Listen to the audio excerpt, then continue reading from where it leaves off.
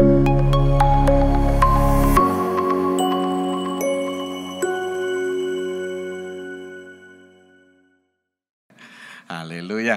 Selamat pagi saudara, shalom, apa kabar?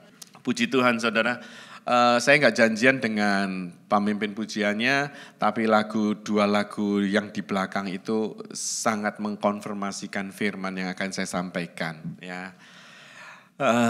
Pertama judul yang akan saya berikan adalah Overcoming Obstacles. Kita menghadapi tantangan, kita harus bisa menghadapi tantangan. Pujian yang tadi dinaikkan lewat di depan tadi sama si Miss Agnes, itu dikatakan bahwa masalah itu, tantangan itu besar, tetapi Tuhanku yang lebih besar dari tantangan. Jadi itu suatu komitmen, satu pernyataan iman yang saudara nyanyikan bersama-sama, itu harus dilakukan dan diaminkan. Ya. Jadi hari ini kita belajar tentang bagaimana menghadapi tantangan dalam kehidupan kita. Ya, saudara masing-masing memiliki tantangan atau saudara tidak memiliki tantangan dalam hidup saudara? Tidak ada ya? Oh hebat banget nih. Saya, banyak katanya. Oh berarti saya nggak sendirian. Jadi bagaimana kita overcoming obstacles ya? Ayatnya ada di Filipi 4, saudara firmannya ya.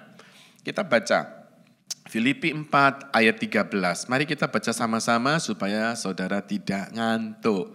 Jadi kalau saudara ngantuk, saudara cubit tangan saudara ini ya. Cubit, saya juga pernah loh saudara dengerin firman terus mau ngantuk gitu. Tak cubit siniku ya supaya wake up. Coba cubit. Nah supaya wake up saudara. Oke 1, 2, 3. Segala perkara dapat kutanggung di dalam Dia yang memberi kekuatan kepadaku. Amin. Bahasa Inggrisnya lebih detail, saudara. Kita baca pelan-pelan bahasa Inggrisnya. I can do all things which He has called me to do through Him who strengthens and empowers me to fulfill His purpose. I am self-sufficient in Christ's sufficiency. I am ready for anything and equal to anything through Him who infuses me with inner strength and confident peace. Amin. Ini sangat jelas sekali dikatakan bahwa saya, nama saudara sebut, Santoso, can do all things. Saudara sebut namamu. Can do all things, ya, which He has called me to do through Him. Lewat Dia, saudara dan saya bisa dimampukan menghadapi semua tantangan. Katakan amin, yes. Jadi gak ada orang yang berkata bahwa aku gak mampu, enggak saudara. Karena kekuatan ini sudah diberikan kepada saudara dan saya lewat anaknya yang tunggal, yaitu siapa? Yesus Kristus. Makanya saudara harus terima Yesus Kristus di dalam hidup saudara dan saya untuk menghadapi tantangan demi tantangan. Kalau tanpa Yesus Kristus, saudara gak akan bisa mampu. Amin. Ada aliran yang baru, dikatakan bahwa kita harus baik saja, gak perlu Yesus untuk menghadapi tantangan. Gak bisa saudara. Ayat ini berkata bahwa segala perkara dapat kutanggung di dalam Dia, Yesus Kristus yang memberi kekuatan. Kalau tanpa Yesus, saudara gak bisa menghadapi tantangan yang banyak dan berat.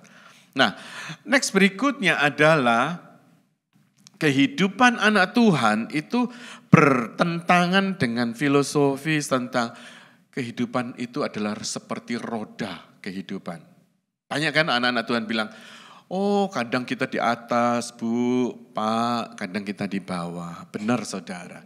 Ini filosofis ini tidak bisa digunakan dalam prinsip anak-anak Tuhan dalam kehidupan sehari-hari. Filosofis ini kehidupan kita seperti roda berputar, benar. Itu mengingatkan saudara bahwa kalau saudara di dalam keadaan puncak, saudara jangan lupa akan yang di bawah, betul enggak ya? Kalau saudara di bawah, yang sabar, gitu maksudnya. Tapi kehidupan prinsip anak-anak Tuhan yang sudah berkemenangan, itu prinsipnya seperti tanaman yang bertumbuh, saudara. Saat ini kita bertumbuh, mengakar, kuat ke bawah, baru kita bertumbuh, kita berbuah. Kan gitu. Dalam keadaan pertumbuhan, pasti menghadapi tantangan. Tapi kalau prinsip yang seperti roda berputar, saudara akan stay at that your mind, bahwa oh aku ini gini, oh aku ini lemah memang. Jadi diputar itu aja, nggak maju-maju saudara. Tapi kalau begitu pikiran saudara dibuka, aku menerima kekuatan yang besar dari Tuhan, otoritas dan kuasa ada di dalam hidupku. Waktu engkau menghadapi tantangan, saudara nggak akan katakan, oh aku saat ini di bawah ya, nanti aku di atas. Enggak, saudara saat itu juga harus bisa menggunakan otoritas dan kuasa yang sudah saudara dan saya dapatkan. Amin. Sehingga diumpamakan kehidupan anak Tuhan itu sifatnya yang dinamis. Enggak yang seperti roda berputar, tetapi dinamis, memiliki satu kegerakan, satu pertumbuhan yang harusnya dikatakan itu Kristen progresif. Sebetulnya itu bagus saudara, kata-kata progresif itu menunjukkan bahwa saudara bertumbuh untuk menuju kepada kesempurnaan. Kalau Kristen yang tidak progresif berarti Kristen mati saudara. Tapi ada Kristen aliran progresif yang baru itu bukan berbicara tentang progresif di dalam Tuhan. Dia berbicara tentang gak perlu Tuhan Yesus, saudara akan selamat. Asal baik aja hidupmu. Itu Kristen progresif yang lagi viral, saudara. Saya gak mau membicarakan itu lagi ya. Karena yang disorot itu, siapa namanya itu Brian kalau tidak salah. Namanya Brian itu sudah melepaskan kependetaannya, dia keluar dari sinodenya, dan dia sekarang meneguni tentang tinju, saudara. Jadi habis dia ngomong statement yang begitu membuat orang bingung, lalu dia tinggal begitu saja dan tidak dipertanggungjawabkan ya. Jadi saudara tolong hati-hati dengan ajaran Kristen progresif ini. Tapi yang kata-kata progresif seharusnya saudara dan saya itu bertumbuh dinamis dengan kekuatan yang dari Tuhan. Semakin hari seperti tanaman yang bertumbuh. Itu dinamis. Kekristenan kita harus bertumbuh. Kekristenan saudara dan saya harus mengalami satu tantangan untuk pertumbuhan itu. Sehingga saudara tidak mengatakan bahwa aku enggak mampu, aku lemah. Itu kata-kata sudah lama, enggak boleh kita gunakan lagi. Oke, siap? Di ayat berikutnya dikatakan gini, Hebrew 2 ayat 18. Sebab oleh karena ia sendiri telah menderita karena pencobaan, maka ia dapat menolong mereka yang dicobai. Because he himself in his humanity has suffered in being tempted. He is able to help and provide immediate assistance to those who are being tempted and exposed to suffering. Karena Yesus sendiri sudah mengalami tantangan itu, saudara. Waktu dia hidup di bumi ini, dia mengalami tantangan bukan? Dia mengalami cobaan, dia mengalami masalah yang besar, pencobaan yang besar. Tapi dia bisa menang. Nah, Yesus yang sudah dicobai itu membimbing saudara dan saya untuk bisa bertahan di dalam tantangan hidup saudara dan saya. Amin. Kalau saudara ada tantangan dan dalam persoalan dalam hidup saudara, saudara jangan melihat persoalan yang besar. Tapi pujian tadi sudah dikatakan bahwa kita punya Tuhan yang besar. Masalah itu memang besar, tapi Tuhan kita jauh lebih besar dari semua tantangan itu. Karena Tuhan itu sudah melewati. Sehingga kita perlu Yesus itu yang membimbing kita untuk kita dibimbing menghadapi bagaimana masalah yang sekarang ini. Saudara mungkin di sini kelihatannya enak-enak gitu, ekonomi oke. Padahal sesungguhnya banyak anak-anak Tuhan juga yang mengalami tantangan perekonomian finansial saat ini. Makanya saudara dalam menghadapi tantangan ini, jangan berkecil hati, waduh aku penuh tantangan, kenapa ini Tuhan tidak mendengarkan aku, kenapa Tuhan meninggalkan. Enggak saudara, Semua kita di sini menghadapi tantangan yang sama. Tapi ayo kita katakan bahwa Tuhanku lebih besar dari segalanya. Yes. Di ayat berikutnya dikatakan gini saudara. Tolong Pak Woi. 1 Petrus 2 ayat 19 sampai 21. Sebab adalah kasih karunia jika seseorang karena sadar akan kehendak Allah menanggung penderitaan yang tidak harus ia tanggung. Sebab dapatkah disebut pujian jika kamu menderita pukulan karena kamu berbuat dosa? Tetapi jika kamu berbuat baik dan karena itu kamu harus menderita, maka itu adalah kasih karunia daripada Allah. Sebab untuk itulah kamu dipanggil, karena Kristus pun telah menderita untuk kamu dan telah meninggalkan teladan bagimu supaya kamu mengikuti jejaknya. Ayat ini jelas juga mengatakan saudara, kalau orang salah nih, ya toh, ini dikatakan, sebab dapatkah disebut pujian? Bisakah kita disebut pujian kalau kamu menderita pukulan karena kamu berbuat dosa? Karena ulah kita menipu misalnya, kita melakukan sesuatu hal yang merugikan orang lain, lalu kita mendapat pukulan atau hukuman. Bisakah hukuman itu dikatakan menjadi pujian? Enggak dong, karena kita layak memang salah saudara. Ayat ini sudah mengatakan ya. Jadi penderitaan yang saudara dan saya hadapi, kalau memang itu konsekuensi yang saudara lakukan, saudara harus hadapi. Benar ya? Tapi kalau yang dikatakan penderitaan, tantangan yang saudara hadapi, karena kita ini memperlakukan hal yang benar, tetapi jika kamu berbuat baik dan karena itu kamu harus menderita, kita ini mau menyabarkan firman Tuhan, kita ditolak. Kita mau mengabarkan kabar baik. Kita mau jadi saksi Kristus, mau berkata-kata baik, malah ditolak. Kita mau bermaksud hati baik, tapi ditolak. Kita menderita loh. Betul nggak saudara? Ya. Nah, penderitaan seperti ini dikatakan, jika kamu berbuat baik dan karena itu kamu harus menderita, maka itu adalah kasih karunia dikatakan. Jadi penderitaan atau tantangan yang bukan karena dosa yang saudara lakukan, betul ya? Itu tantangan dikatakan apa? Kasih karunia. Jadi kalau saudara menghadapi tantangan saat ini, aku menghadapi tantangan apa ya? Yang positif, maksudnya bukan dari ulah kita yang membuat kita karena dosa kita. Saudara mau bekerja baik, betul? Kerja keras saudara bagus, tapi nggak ada kerjaan misalnya. Menderita bukan saudara? Kalau saudara waktu menderita ini dikatakan ini kasih karunia.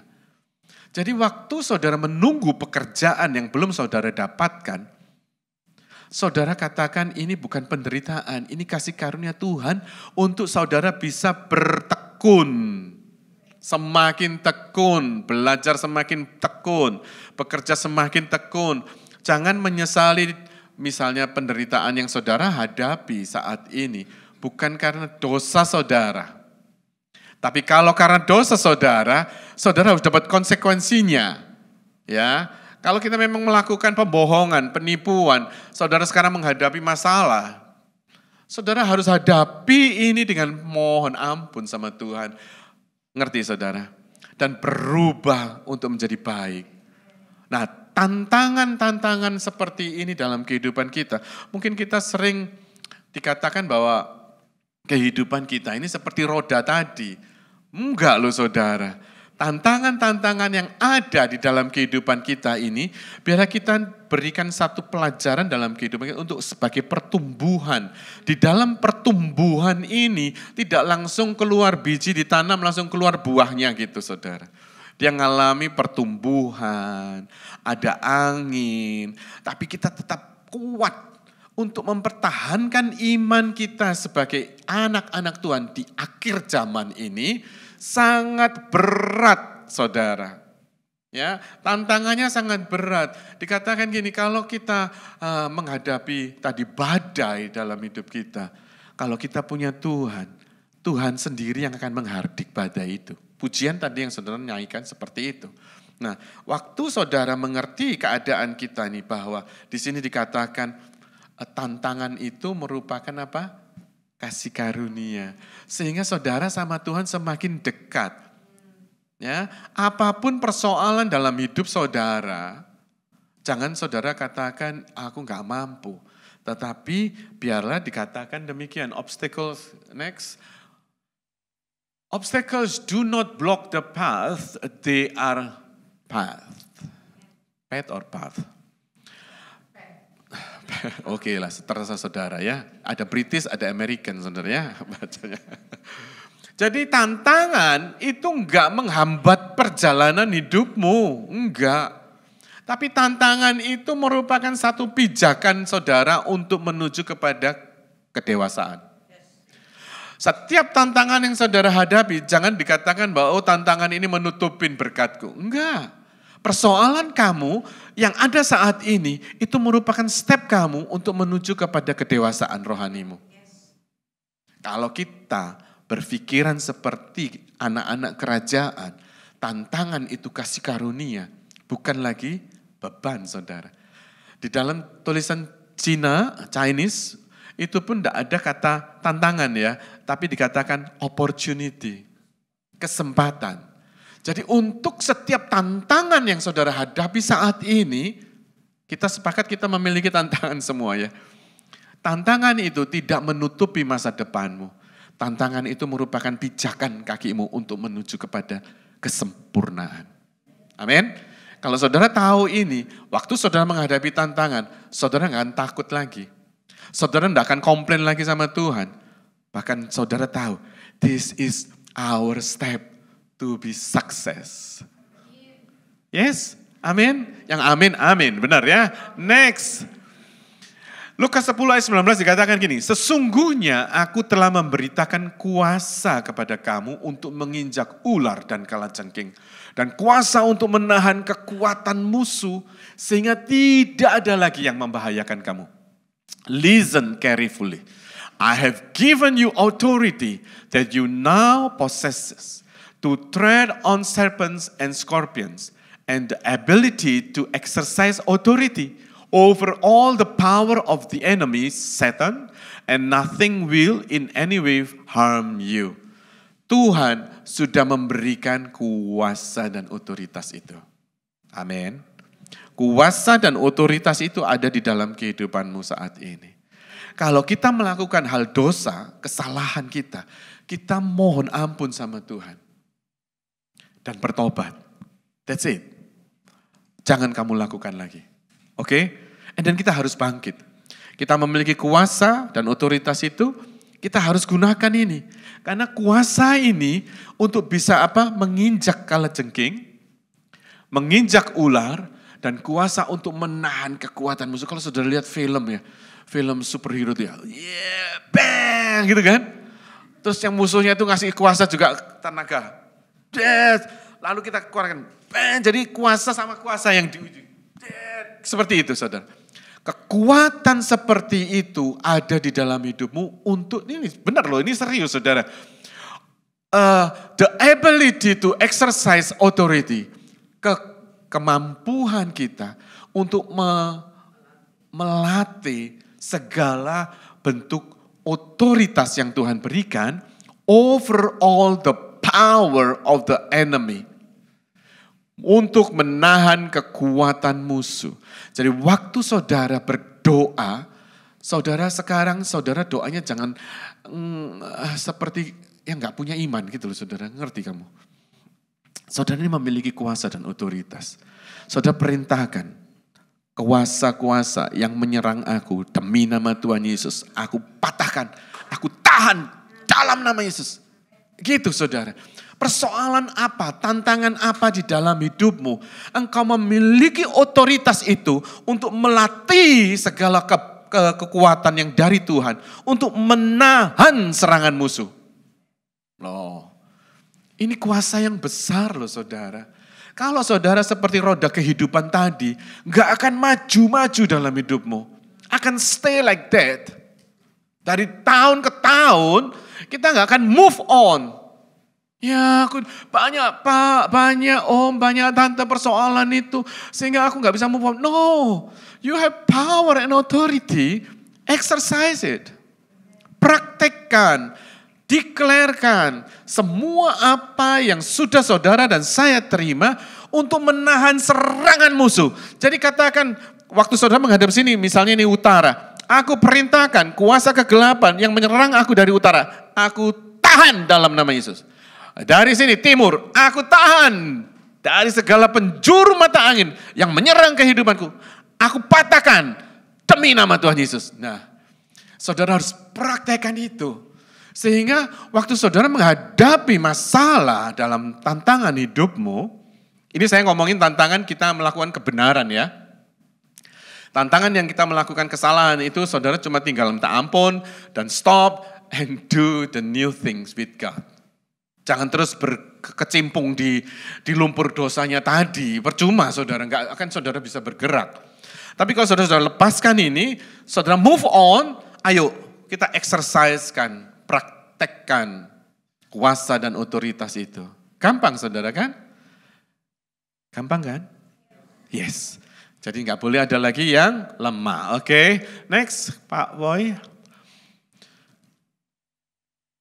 I am thankful for my struggle because without it I wouldn't have stumbled upon my strength. Justru persoalan dan tantangan dalam hidupmu saat ini seharusnya kita bersyukur kita punya tantangan ini. Makanya kekristenan itu kehidupan yang dinamis. Iman itu faith itu dari kata dynamite yang meledak. Yang memiliki kuasa untuk meledak. Karena apa? Karena dinamis, saudara. Ya, kalau kekristenan tidak dinamis, kekristenan mati. Iman kita mati. Tapi kalau kita kekristenan anak Tuhan yang dinamis hidupnya, yang semangat, yang wow meledak imannya, itu iman yang tidak mati, saudara. Nah, Tuhan mau iman kita seperti dinamit ini. Yang meledak. Begitu dikasih, wah kita boom. Mulai pikiran kita diracuni dengan persoalan hidup. Baca koran, di sini ada stabbing. Di sana ada stabbing. Oh mulai ketakutan nih. Kita lemparkan bom yang dari Tuhan, iman kita ini. Ya. Demi nama Tuhan Yesus semua ini. Jadi saudara ada kekuatan yang tidak mati. Ada satu semangat yang dahsyat. Ekonomi sekarang kalau saudara buka ekonomi di sini mulai kayak seperti ini. Wah, pokoknya membuat iman saudara turun. Demi nama Tuhan Yesus pasang bomnya itu ya. Bom, udah pergi kamu. Jangan ganggu aku lagi. Gitu. Saudara, kalau saudara lakukan ini, saya percaya saudara senantiasa berjalan bersama Tuhan. Pertumbuhan imanmu akan terus bertumbuh, tidak akan semakin jatuh. Tidak seperti roda tadi, oh aku nanti di atas, makanya ada Kristen up and down. Enggak boleh saudara. Enggak harus ada di tempat ini iman yang up and down. Kita harus memiliki iman anak tangga yang jup gitu saudara ya. Yang dinamis, yang memiliki satu kekuatan sehingga kita bisa mencapai kepada kedewasaan. Next berikutnya Pak Woi, ada 3 langkah, 3D saudara ya. Untuk saudara tetap di dalam iman saudara. Yeremia 17 ayat 5-6 dikatakan gini. Tuhan berkata, apabila orang meninggalkan aku, Tuhannya dan berharap kepada manusia, serta bersandar pada kekuatannya, maka aku akan menghukum dia. Thus says the Lord, cursed is the man who trusts in or relies on mankind, making weak, faulty human flesh his strength, and whose mind and heart turn away from the Lord. Satu hal yang perlu saudara ingat, D pertama, don't be arrogant. Jangan sombong. Apapun kondisi saudara saat ini di dalam kehidupanmu, jangan mengandalkan kekuatanmu. Tuhan benci sama orang yang sombong. Tuhan gak suka. Oleh karena itu firman ini mengatakan, apabila orang meninggalkan aku Tuhannya dan berharap kepada manusia dan bersandar, Halo, kita sering berharap pada manusia. Kita mengandalkan KKN, saudara. Oh, kalau aku lewat si A ini, bisnisku pasti jalan. Tuhan benci hal ini. Tuhan gak suka. Orang yang mengandalkan kekuatan manusia, di mata Tuhan itu sangat menjijikan. Berarti saudara tidak berharap sama Tuhan. Kalau orang semacam ini dikatakan, maka aku akan apa? Menghukum. Saudara mau dihukum? Enggak lah ya. Jangan sampai ada di tempat ini, kita yang arogan, kita yang mengandalkan kekuatan manusia, mengandalkan kepandaian talenta kita. Enggak ada apa-apanya kita ini, saudara. Oleh karena itu di dalam menghadapi tantangan, persoalan dalam hidupmu, kamu gak mampu. Tuhan itu tahu. Ingat gak waktu Roh Kudus mau dicurahkan? Tuhan katakan tunggu dulu di sini, jangan pergi kemana-mana. Tunggu di sini sampai Roh Kudus dicurahkan, baru kamu berangkat. Itu Tuhan sudah lihat bahwa murid-muridnya, waktu kalau itu disuruh pergi, dia pergi, nggak akan jadi. Tapi setelah diperlengkapi dengan otoritas dan kuasa yang dari Tuhan, baru dia boleh jalan, saudara. Makanya banyak orang, anak-anak Tuhan jatuh. Kenapa? Karena dia merasa sombong. Oh, gerejanya sudah mulai bertumbuh nih. Gara-gara aku nih. Ya, oh, banyak ini. Oh, aku nggak jalan ini. Mulai kesombongan itu ada di dalam kehidupan kita. Tuhan benci dan Tuhan akan menghukum kita. Sekali lagi, untuk kita bisa bertahan atau menghadapi tantangan dalam kehidupan saudara dan saya, kita harus dinamis. Dinamisnya apa? Kita bersandar sama Tuhan. Bukan bersandar pada kemampuan kita, kepandaian kita, apalagi posisi kita, jabatan kita. Enggak ada apa-apanya, saudara. Itu akan zero, enggak ada artinya. Kita harus libatkan Tuhan. Kita harus libatkan Tuhan.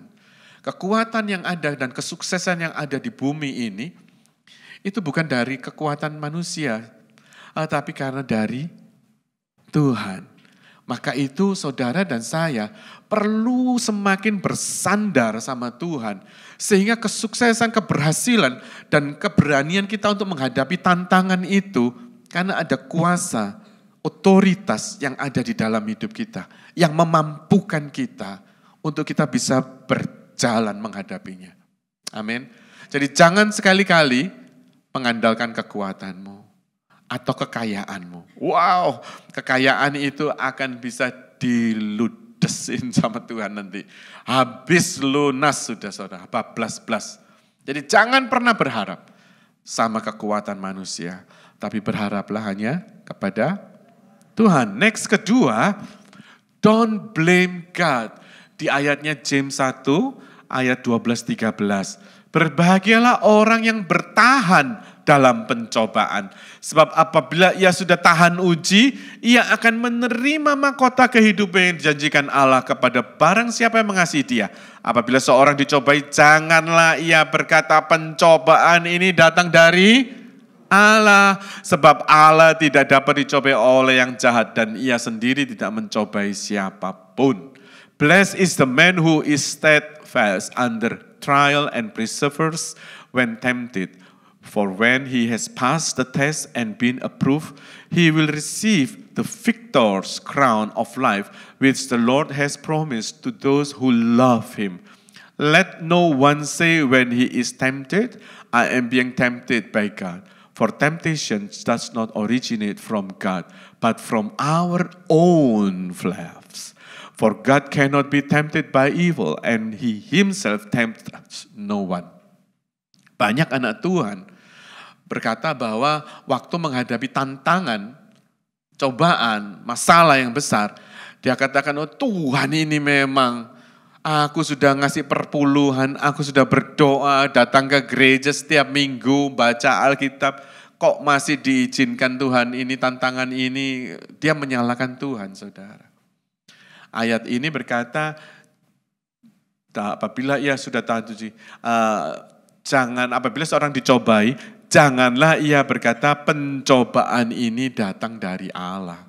Karena pencobaan itu datang karena hawa nafsu saudara sendiri. Ya, di sini dikatakan. Jadi jangan pernah saudara blame God saat saudara menghadapi persoalan hidupmu. Saya ingat waktu istri saya, dokter bilang diagnosa cancer. Kaget gak saudara kalau saudara diagnosa cancer? Kagetlah saudara. Yang gak pernah kita pikirkan itu tiba-tiba istrimu kena cancer. Waduh. Terus saya pegang tangannya, saya ingat saya pegang tangan istri saya. Jangan komplain sama Tuhan. Diem aja, tetap kamu mengucap syukur. Karena firman Tuhan ada satu, ucapkanlah syukur dalam segala hal. Itu perlunya saudara gak blame sama Tuhan. Tantangan apapun yang saudara hadapi dalam hidupmu, jangan pernah menyalahkan Tuhan. Karena yang kita lakukan itu sering karena dosa kita, kesalahan kita. Jangan saudara pernah blame Tuhan. Jangan pernah. Kalau saudara pernah, saudara minta ampun. Ini saatnya Tuhan, aku minta ampun. Aku gak mau blame kamu Tuhan. Ini memang kesalahanku. Tapi di sini dikatakan, kalau engkau bisa bertahan di dalam tantangan itu, engkau akan mendapatkan mahkota kehidupan. Tanpa komplain loh saudara sama Tuhan. Istri saya diam, memang sakit saudara. Ya, berontaklah kita menerima salah satu penyakit yang gak pernah kita pikirkan. Yang gak pernah kita bayangkan kena cancer atau apapun sakit yang saudara sampaikan oleh dokter dalam kehidupanmu. Penyakit apapun yang saudara gak pernah mau mengharapkan dapat. Jangan pernah blame. Di sini dikatakan kalau engkau bisa bertahan, engkau akan mendapatkan apa? Mahkota kehidupan. Apalagi saat saudara menyampaikan firman menjadi saksi Kristus. Untuk menjadi saksi Kristus itu enggak gampang saudara. Itu iblis, Satan akan mengintimidasi. Kamu modelnya gini mau jadi saksi. Enggak cocok. Kamu sudah kena cancer gini mau jadi saksi. Enggak cocok. Selalu iblis itu mengintimidasi. Saat iblis itu mengintimidasi saudara dan saya memiliki kuasa dan otoritas itu. Sehingga orang dunia ini akan melihat, wow, luar biasa Tuhannya. Bukan diri saya, tapi dia akan melihat Tuhanmu itu dahsyat. Sehingga kita menjadi saksi oleh karena Tuhan yang ada di dalam hidup kita. Bukan kita saudara, ingat itu. Ya, langkah kedua ini don't blame God. Jangan pernah saudara menyalahkan Tuhan. Sekali lagi. Ayo koreksi dirimu saat ini. Kalau aku pernah atau saudara pernah menyalahkan Tuhan. Saudara minta ampun. Tuhan ampuni aku. Karena saat itu mungkin aku emosi. Tapi aku tahu ini karena gara-gara aku. Aku minta ampun. Aku tidak mau menyalahkan Tuhan. Apapun kondisimu saat ini, jangan blame Tuhan. Oke? Next. You are more. Enggak, ada lagi satu. Ya. 1 Korintus 10 ayat 13. D yang ketiga adalah don't leave God. Jangan pernah meninggalkan Tuhan. Jangan pernah saudara. Pencobaan-pencobaan yang kamu alami ialah biasa. Yang tidak melebihi kekuatan manusia. Sebab Allah setia dan karena itu ia tidak akan membiarkan kamu dicobai melampaui kekuatanmu. Pada waktu kamu dicobai, ia akan memberikan apa? Kepadamu jalan keluar. Sehingga kamu dapat menanggungnya. No temptation has overtaken or enticed you that is not common to human experience. But God is faithful to His word. He is compassionate and trustworthy. And He will not let you be tempted beyond your ability to to resist. But along with the temptation, He will always provide the way out as well, so that you will be able to endure it without yielding and will overcome temptation with joy. Langkah ketiga, jangan pernah meninggalkan Tuhan. Jangan kamu jual Tuhanmu dengan semangkok kacang merah. Banyak anak-anak Tuhan menjual saat ini Tuhannya karena keuangan saudara. Karena persoalan rumah tangganya. Suaminya meninggalkan dia, istrinya meninggalkan dia. Lalu linglung, dia akan jual, nggak udah gereja-gerejaan, nggak usah Tuhan-Tuhanan. Banyak saat ini. Saat ini banyak saudara. Nggak satu orang, banyak. Dan itu Kristen semua. Dan perlu saudara menjadi saksi buat mereka. Makanya orang dunia akan melihat, beda ya kamu, persoalan hidupmu banyak. Istrimu meninggalkan kamu, suamimu meninggalkan kamu. Tapi kamu beda loh, kamu tetap semangat, memiliki hidup. Yes, karena Tuhanku besar. Tadi lagunya apa? Aku punya Tuhan yang...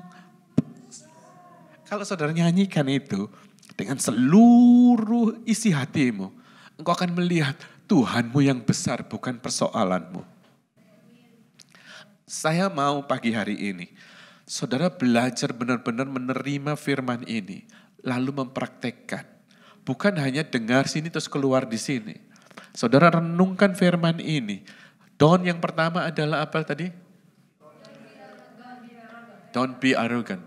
Don't kedua adalah don't blame God. Dan ketiga, don't leave God. Waktu saudara nyanyikan pujian tadi, saudara katakan bahwa Tuhan ampuni aku. Kalau selama ini aku sombong, karena aku rasa kekuatanku itu semuanya, keuanganku semuanya, posisiku semuanya. Gak ada apa-apanya saudara. Yang terakhir di sini dikatakan bahwa, you are more than a conqueror.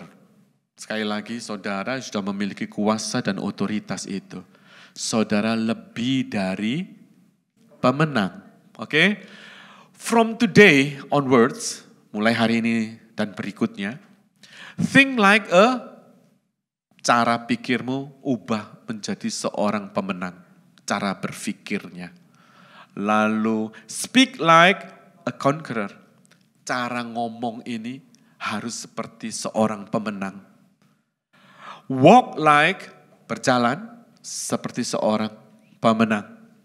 You are a conqueror.